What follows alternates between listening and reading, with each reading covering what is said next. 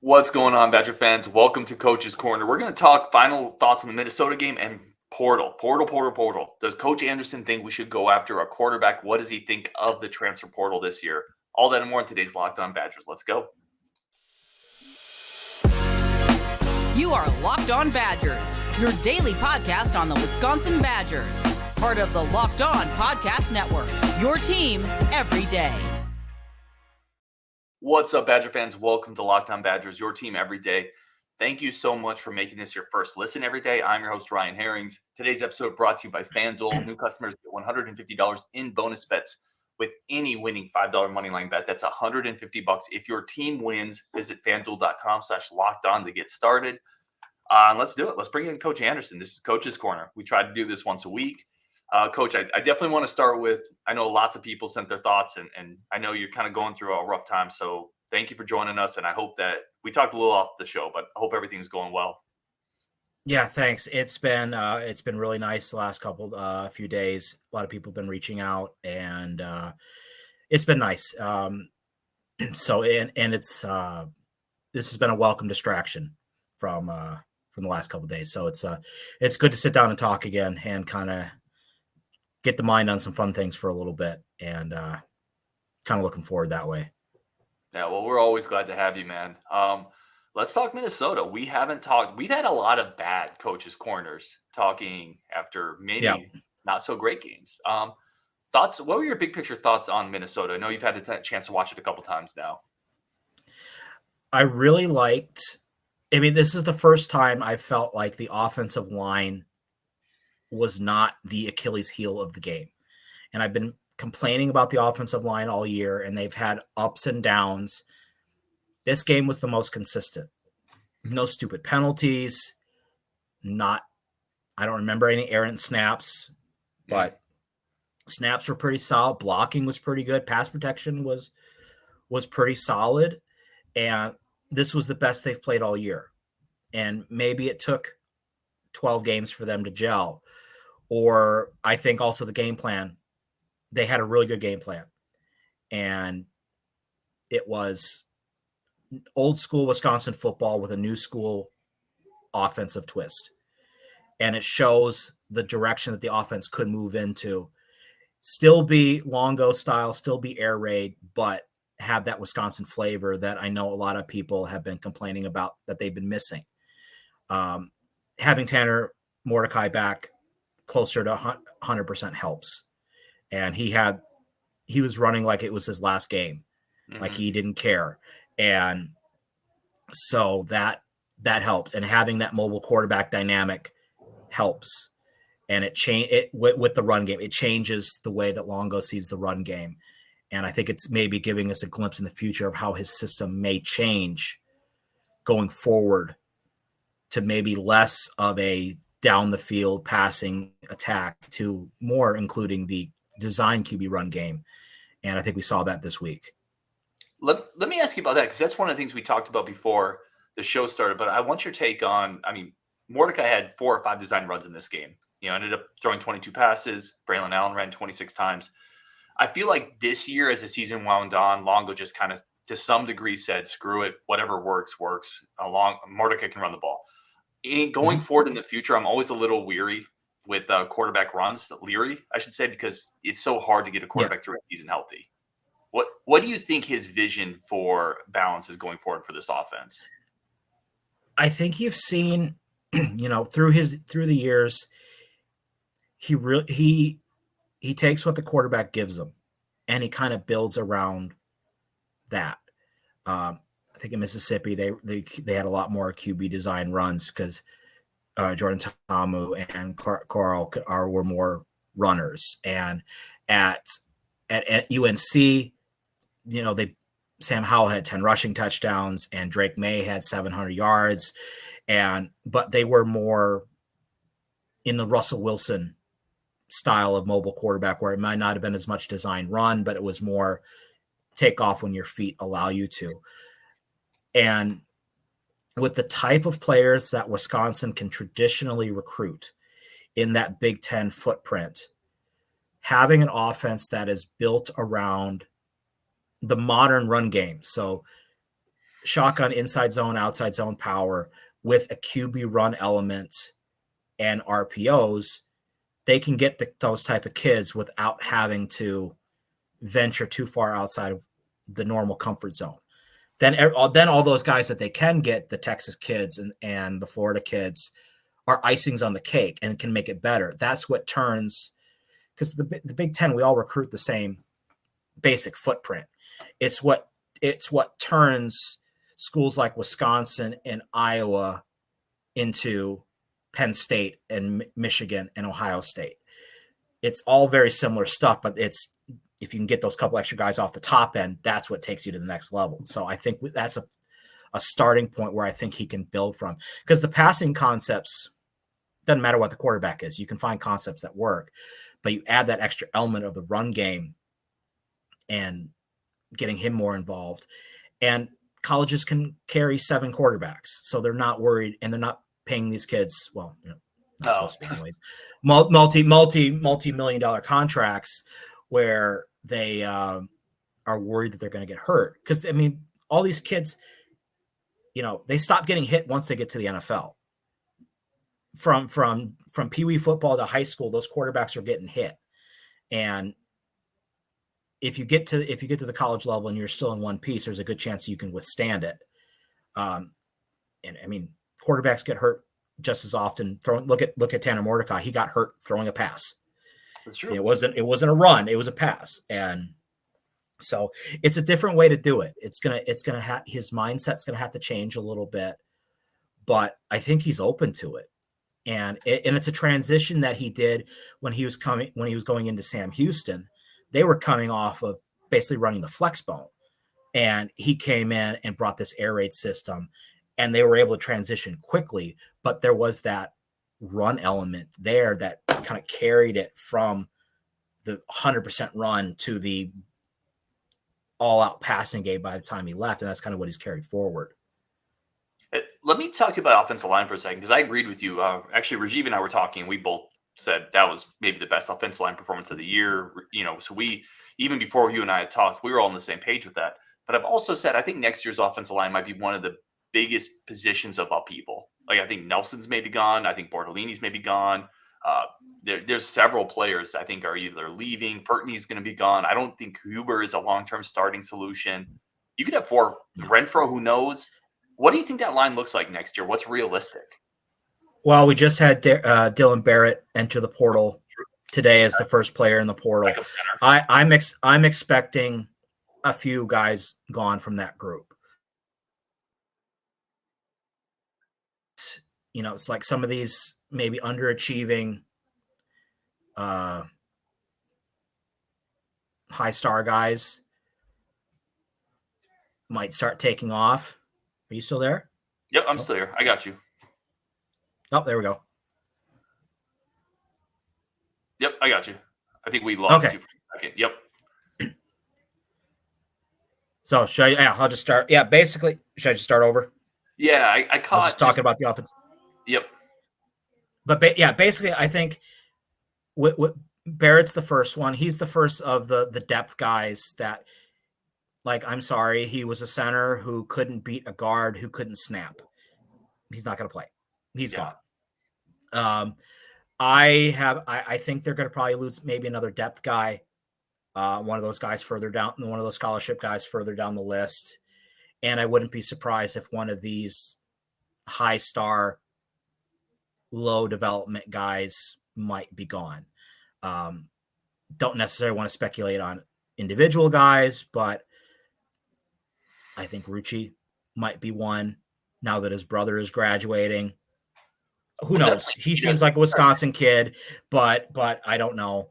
But I think there's going to be some guys gone. And looking at the portal this year, there's some intriguing pieces entering the portal of like true interior offensive linemen, true centers, not just Wisconsin has like 10 right tackles. Yeah. And it would be really nice if they went through and they got a true center and a true guard and showing how having an offensive line that's balanced correctly can be beneficial. because I think a lot of the problems that we had this year is we have these guys who are built a certain way and have a certain skill set, and that skill set prevents them from doing some of the most basic things that you would think a Division I football player would do. And a lot of it's size and weight based and how their bodies are distributed. And so to go after a 6'4", 300-pound guard or center instead of a 6'8", 320-pound guy, it's going to change what you can do. And it's the way that offenses are moving. I mean, offensive linemen are starting to get more athletic. They look like tight ends used to look 10 years ago. And Wisconsin hasn't done that yet. We still have 10 refrigerators out there. So it would be nice to see, use this opportunity for give Bicknell. It's like, okay, here's your shopping list. You can get 4 guys. Tell me the type of guys you want. We'll get them. I don't think we're going to lose 4, but I think we're going to lose at least 1 more, probably 2. And I think they're going to replace them in the portal because I think there's too much unknowns with the young guys coming in. Just because they're getting guys who may be a little more college ready size-wise and athletic ability-wise, there's a lot to learn. So throwing out a true freshman on the offensive line would be suicide. But I think if they get some guys in and let them know, it's like, we're bringing you in to compete and we're bringing you in where we think you can play and have a spot, but nothing's guaranteed. Give them the right attitude. I think there's some pieces out there. And I've been looking through some of these guys who've been entering the portal. You're paying attention. Who offered them? Did Cincinnati offer them? Did Wisconsin offer them? Did UNC offer them? And there's some guys that are intriguing me a little bit. And I think it's what we need. The roster needs to be overhauled. And with the change in the rules with the transfer portal, now is the time. Because Fickle is not going to get 5 years to slowly build up his program. That's not how college football works anymore. He needs to be ready to compete in the new Big Ten next year. And that might mean replacing some well-known Wisconsin names or telling them, you can be here, but I'm not guaranteeing you playing time anymore. And offensive line is definitely going to be a spot for that. I think the linebacker core is going to be another one where there's going to be some guys dropping off. Because we need to get better fast. And I want to talk about that. I'm sorry. I want to talk about that next. I got to take a quick break, but I want to talk realistic expectations for the portal, because I feel like last year we maybe got over our skis a little bit on what we thought some of the players were going to do potentially. I want to talk, how much better can they get in one cycle, in your opinion? Plus, let's talk quarterback. Do they need to go get one? That's coming up next on Locked On Badgers. But first, a quick break for our friends of the show over at FanDuel. FanDuel is the #1 place for all your sportsbook needs. It's where we go. It is fast, easy, simple to use, and they are the official sports betting partner of the NFL for a reason. The NFL doesn't just do business with anybody. They do it with FanDuel for a reason. Right now, new customers get $150 in bonus bets with any winning $5 moneyline bet. That's $150 if your team wins. That's cash. That's cash. You can buy yourself a Braelon Allen autographed helmet, put it in the background with that type of winning. If you've been thinking about joining FanDuel, there's no better time to get in on the action. Again, everything you need is there. Spreads, player props, over-unders, futures. I've been pushing my 49ers Super Bowl, Brock Purdy Montana future bet on everybody. FanDuel is the official sports betting partner of the NFL. That's FanDuel.com/lockedon to continue betting on the NFL season. FanDuel.com/lockedon to continue betting on the NFL season. All right, let's get Coach back in here. Let's keep talking portal. Portal is fun. Portal is going to drive a lot of interest, views, excitement. It is. Like, it's fun. But realistically, and this is where I wanted to kind of start with you on the portal, how much better can we get in the offseason? Because last year I thought for the most part, I think we expected a guy like Darian Varner to have a little bit more of an impact, a guy like C.J. Williams to maybe have a little bit more of an impact. Now, I think we got better in the portal for sure. Vakos, Maitre, Bryson Green even elevated the room. I mean, he was maybe the number 2 or number 3 receiver when he was healthy. Pauling for sure. But there was also Jake Renfro. And I mean, what's realistic this offseason? How much can you fix? I think this last year, what we we kind of got blinded by the volume. Like brought in 14 guys in transfer portal, and some of those guys had credentials that we weren't used to. You know, with CJ Williams, would have been the highest rated receiver we've ever brought in. But I think last year's portal was a lot about potential. Like with the exception of a couple guys, like, did we really expect Will Pauling to turn into what he turned into? Did we expect Joe Huber to be what he turned into? It was a lot of potential, like down the road type guys, young guys, guys who succeeded at a lower conference. And so I think we maybe should have been a little bit more, I don't know if realistic is the right word, but look at what it was, not what we think it was going to be or what it could be. Yeah. Because like, you know, all the hype over CJ Williams, well, it's the same hype that we have over signing 5-star Logan Brown or 5-star Nolan Rucci. Stars don't mean anything. It just means potential. And CJ Williams still has potential to be a fantastic, and he's talented. But the reasons why he didn't play at USC came over to Wisconsin. And, you know, Varner was hurt and Renfro was hurt. And it kind of, you know, that plays against potential. It's like there's still potential, but you can't fight against injuries. And then you get guys like Maitre came in and did the job that he was said to do. Vacos came in and did the job that he was supposed to do. I think Bertram's did his job for a kid who's never kicked in a football game before. I think the biggest, maybe letdown for Badger fans was the quarterback spot, right? You brought in Mordecai, who had gaudy numbers at SMU.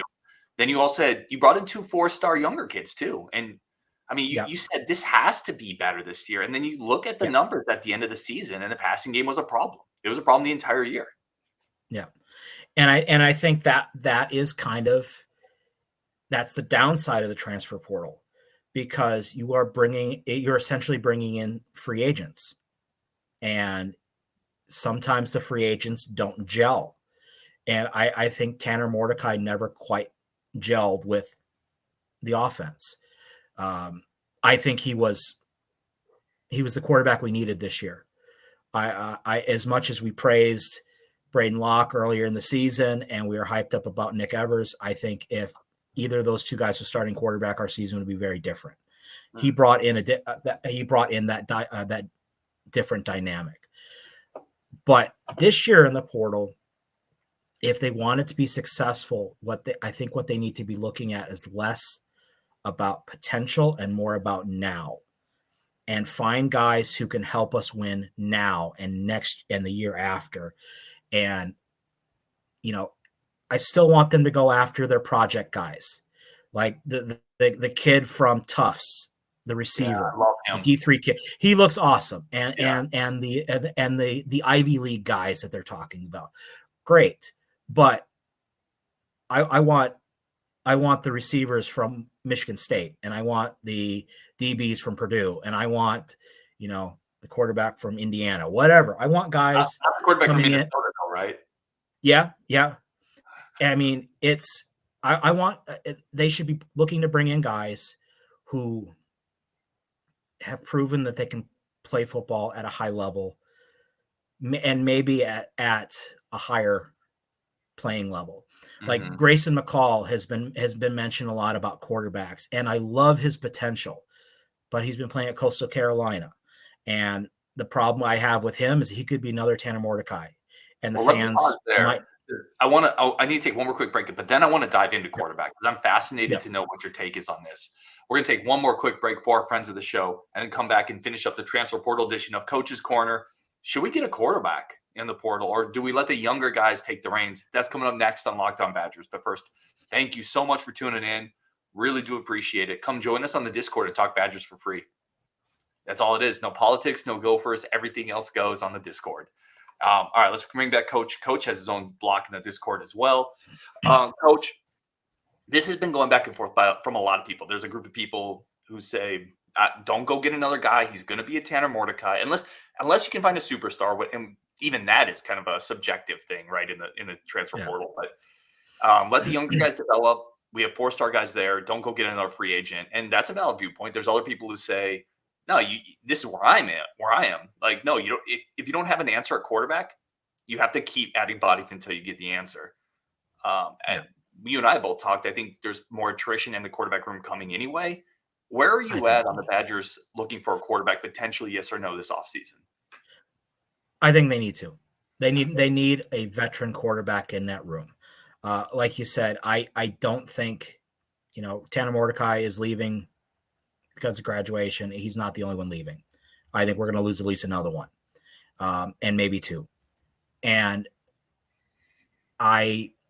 you don't want to go into next year where your top 2 quarterbacks are a redshirt sophomore who's played 3 games and a true freshman.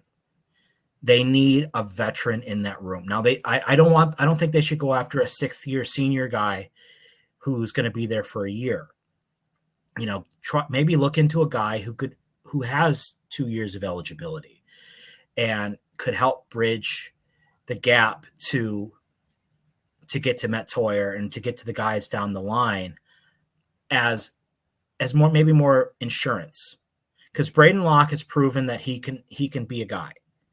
And it's happened in the transfer portal before where guys transfer and they get beaten out by the younger guys. So bring in somebody who can help lead the room, who could potentially be a starter, and let the young guys compete with them. And it should be that way. Like there should be a senior. You should have a quarterback in every age, every year in your room. And right now we have next year's room there's no changes. It's going to be 3 redshirt sophomores and a true freshman. 3 redshirt sophomores, a redshirt freshman, and a true freshman. That's scary. It's scary. Like there needs, and so there are some intriguing options out there. And I think if they play their cards right, there are some guys who could not only be a good fit for the system, but could also give them that bridge to get to the younger guys down the road. Because you don't start true freshmen. I know everyone's talking about Matt Toyer as the savior of Wisconsin football. You don't start true freshmen unless they are that guy. And we won't know until he's on campus. And he might be. And he might be a 4-year starter right out the gate, and I hope he is. But let's play the odds and assume that you're at least going to need a veteran. And even if it's a veteran guy who's coming in, who you might not be guaranteeing a starting spot, but you're going to give them an opportunity to compete and fits what they're looking for, because you just need that presence in the room. Well, and to your point, even if Matt Toyer is that guy, well, if you brought in a veteran, Matt Toyer is going to start over him anyway if he's that guy, and that's fine. Yeah, exactly. Right? Yeah, exactly. And I think, and that's the thing with the portal guys is, like, all those guys came in. I think a lot of people just assumed, which is anointing them starters. Well, some of the guys on the roster were already better. Mm-hmm. And if they bring out one of these guys that we're talking about in the portal at quarterback, if Braden Locke is better, then he's better. He's going to play. And everybody knows that. Nobody, unless you are getting these ridiculous multi-million-dollar NIL deals where starting is a part of it, every quarterback knows that they're competing. So bringing in another arm to compete in the room who's a veteran is only going to help us. And there's going to be enough attrition in the transfer portal that there's going to be space to take a flyer on a quarterback. But I think they should. Yeah, go ahead. Okay, 2 quick questions on the quarterback thing. The first is, I'll throw them both out there and then we'll answer them. I know Curtis has mentioned this. Does bringing in another, we'll call him a rental, but I know you mentioned maybe you don't get a 6-year guy, maybe you get a guy with a couple years. But let's say bringing a guy like that, does that stunt the development of the younger guys by not giving them those reps? And then the second part of this question is Metzger the end game for Wisconsin, whether it's this year or next year? Do you think ultimately all roads in this quarterback room lead to Metzger? I don't think it stunts the development because they're still getting the work done. Now, if you constantly bring in every year you bring in a rental, eventually you're going to bottom out. And we kind of had that at Wisconsin, we went from Russell Wilson to Danny O'Brien. And then when he flamed out, the only thing we had left was Joel Stave. And as much as I know he's Wisconsin's all-time leading quarterback and yada, yada, yada, he also had all those running backs. It changes the dynamic. If you keep doing it, it says that you can't develop quarterbacks. Mm-hmm. But I think the difference with us is, again, we have a really bad mix of ages. And this is maybe a knock on the previous staff, is we had Graham Mertz and then a bunch of freshmen. Yeah. And Garrett Wolf. Like Chase there Wolf. wasn't. Yeah, Chase Wolf. Yeah, sorry. Oh, Garrett Wolf is a much better football player. Yeah, that's true. But like there wasn't, the senior quarterback and the junior quarterback and the sophomore quarterback and all that. And so we have to play catch up with that. We can't wait 2 years to get a senior quarterback. That if anything, that could stunt the growth of the offense because you're waiting on the potential of your quarterbacks. When if with the transfer portal, you can go out and find a guy who can give you those 2 years to build up Braden Luck some more, or Nick Evers or Metzger. And I think Metzger he's going to be positioned as the guy. Like I think he's going to be the test case that shows that Wisconsin can develop elite quarterbacks, because he's going to be 100% Longo's project.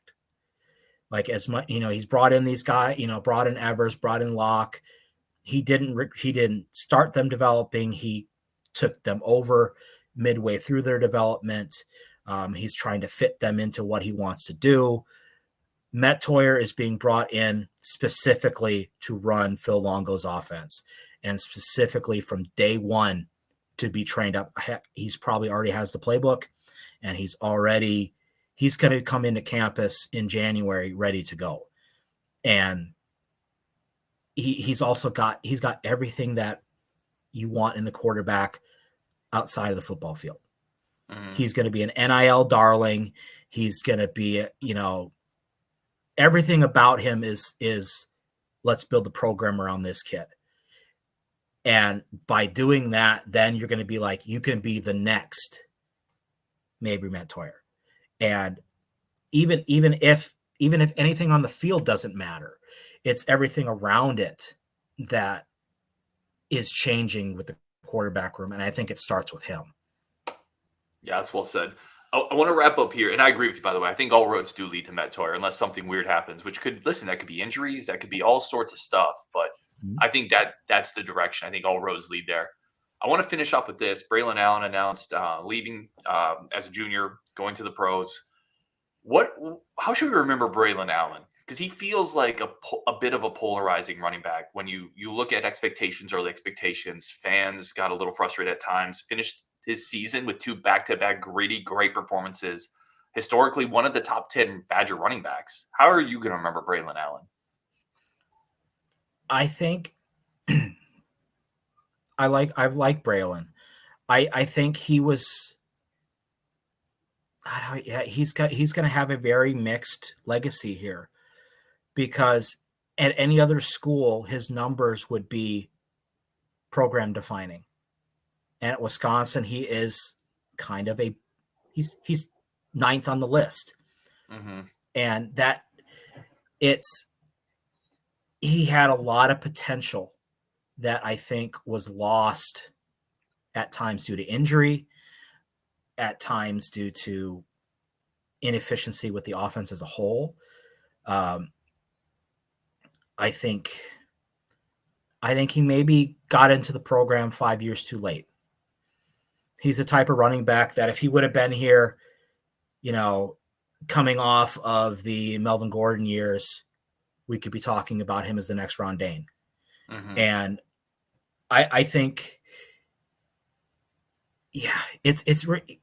I love him. He's a great player, and I loved his attitude. And he didn't get as much superstar in his head as a lot of kids in his position would be. He's been pumped up from such a young age, and everyone making it clear that, by the way, did you know he's this young? And, being the face of a program during a difficult transition is tough. But I wish he did more on the field. Yeah. Like that's well he did all of the running back stuff that you would expect. But he got hurt a lot. He has a relatively one-dimensional game. I think he's going to find a place in the NFL. There's going to be a team that's going to find a role for him.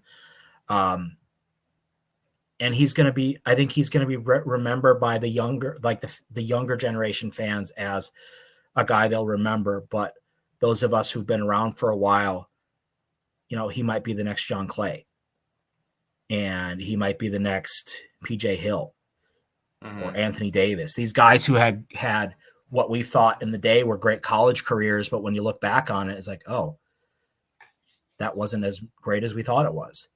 But I think it's the right time for him to go. It's Agreed. The right time for, I give him credit for sticking through this transition. As much as he said he wasn't courted by anybody else last year in the transfer portal, no way. He's stuck. He's loyal. Yeah. And I will give him that. I think your point about being the face of the program is really impressive too. Like, it's really easy to mess up when you're the face of the program. Like, one wrong step. We even saw it at Monty's last year. Like, a couple wrong steps, and everybody knows. You never really had that with Braelon. I thought he was, for the most part, professional, tough. And it is a little complicated because we expected more. That's as simple as I can say it. We expected more because of that freshman year, because of the frame, because of the size. Yep. And maybe that's our fault for putting those expectations on him and then getting disappointed when he didn't necessarily meet those. No, well, it's when you come in with hype and then you show flash at the beginning. Anything else after that doesn't go above that is kind of a failure. And he came in hot and then kind of leveled off. Solid, good college quarterback, running back, but he never transcended to the level that you would think a guy who started out so hot would have. Yeah. And to be fair, and a lot of coaches in 3 years. And it wasn't his fault. Like, there's nothing he could have done to change the trajectory of his career. He did what he could with what he had in difficult circumstances. And, like I said, I think it's a shame that a player of his talent wasn't around 5 years ago. He could have been, with the way our, Wisconsin football was 5 years ago. He's a throwback guy. And I think he's the last of that style of running back that we're going to have here. It's that one cut big downhill guy that we built this program on is going extinct in football, period. You look at the NFL, other than Derrick Henry, how many guys are built like him and built like Braelon Allen? There's a reason why Braelon Allen was brought in to be a linebacker, and he played running back kind of by default because they needed a running back, and which is another interesting hypothetical question. What would have happened if he would have played inside linebacker and been that sideline to sideline runner that he showed as a running back? Imagine him playing, will inside linebacker doing that. It would have been kind of Chanel-ish, right? Because he wouldn't have the short area to be that coverage guy that Edwards and Sam Warren kind of were, but he would be able to blow up interior line. Like, he would be a problem. He'd be that. He would have been that boundary inside linebacker and plugging a gap to the hash mark, and something we could have needed this year. I mean, And so that's one of those intriguing things when you get these big name in-state recruit going to be this, safety in high school. By the way, he played a little bit of running back, and we think he's going to be this killer linebacker. And now he's playing running back. And then he comes out and, oh, wow, this kid's an athlete. Yeah. And I think that might be the big thing with his legacy. I think he was a fantastic athlete, and maybe he had a lot to learn about being a running back. And that's the one spot where I've talked about. It's hard. Like, he needed to develop as a running back, and he had, he went from Coach Brown to Coach. I mean, like I will always be frustrated with Paul Chryst towards the end with some of the coaching hires. Like, it is what it is. Al Johnson is a terrific guy by every single account that anyone has ever. He shouldn't have been coaching running backs. No. Braelon Allen needed Coach Hammock. He needed Coach Settle. He didn't need Coach Johnson. Yeah. And I think that hurt him. Yeah. Oh, for sure. And it's like what we talked about with the offensive linemen. They've had 3 offensive line coaches in 3 years who coaching totally different systems. And running back, there's so much nuance to the running back game when it comes to pass protection, running routes, footwork. And then when you have 3 different guys, that just completely changes it. And when you are relatively raw at the position. Mm-hmm. And when you go from, like, if Gary Brown, rest in peace, if he's a seasoned running back coach, mm-hmm. how his development would have been if he had him for 3 years, and instead of going from him to an offensive lineman coaching running backs because they needed a guy. And then this year, I think Devin Spalding is going to be a great one down the road, but he's a young guy. Mm-hmm. And that had to hurt his development a little bit. And his athletic ability what kept him consistent going through, but then also why he's in his 3rd year and he still can't pass protect. Yeah. That's kind of, some of the things that you see when development goes wrong. I think it's a valid point. We're going to wrap it there. He is Coach Anderson. This is Coach's Corner. Go check out his work at the Dairy Raid. And as always, Coach, definitely all of our thoughts with you as you guys and your family kind of goes through. I know you put it out there on Twitter, but definitely our hearts are with you, man. Thank you. Yeah, and it's a big thank to everybody who's reached out over the last couple of days. It's been a nice distraction, but it's also nice to know that the community is behind me, and that's really great to see, and it definitely warms the heart. Awesome. He is Coach Anderson again. Always grateful to have him on the show. We are smarter because of it. On Wisconsin, a lot of content coming up. You guys aren't going to want to miss it, so continue checking out the show. And with that, we'll wrap it up on Wisconsin, and thank you so much, Coach.